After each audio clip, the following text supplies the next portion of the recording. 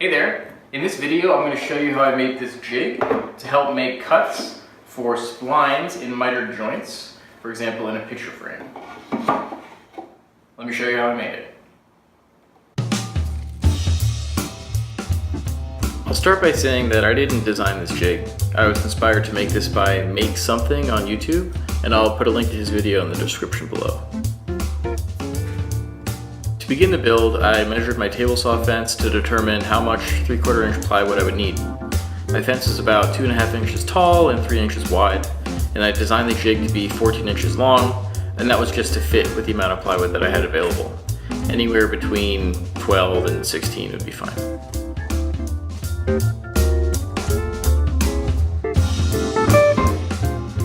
I used a circular saw to rough cut off the amount of plywood I would need, and then I used my table saw to cut out the 4 individual pieces that make up the jig.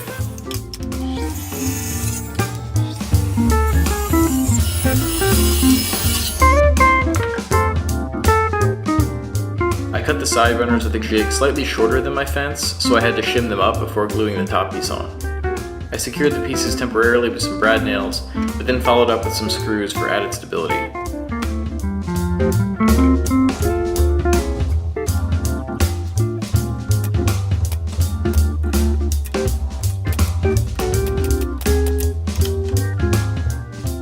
I clamped the side pieces to the fence to make sure they were square to the table saw surface and to make the runners fit snugly on the fence.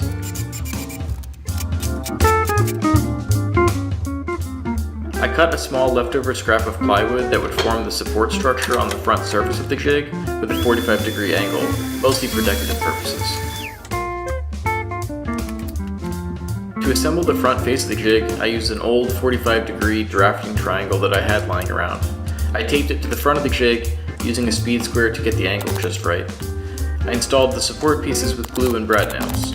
It's important to clean up any glue squeeze out on the inside corners, since this will affect how workpieces lay flat against the front surface.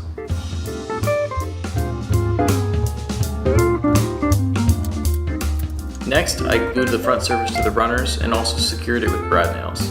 It's important that the front surface is square with the table, which shouldn't be a problem if your runners are square.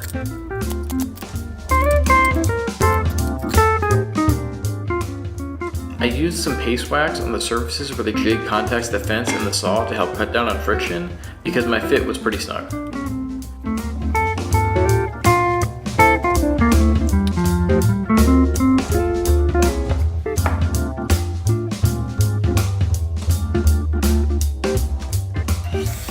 Next, I took multiple passes on the table saw to hog out some unnecessary material on the bottom of the support pieces.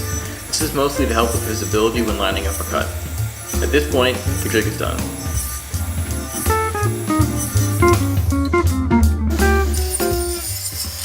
To test out the jig, I made a quick picture frame out of some scrap pieces.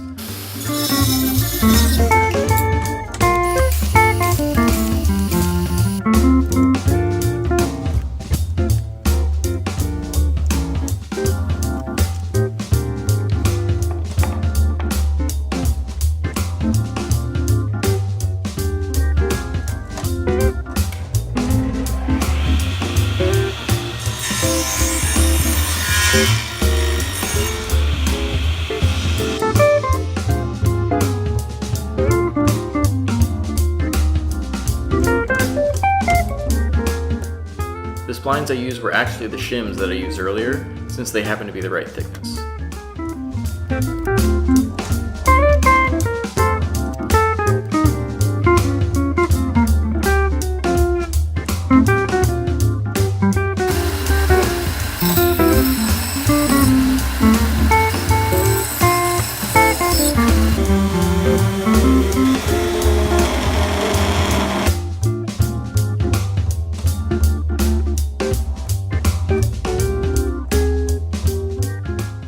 Works like a charm.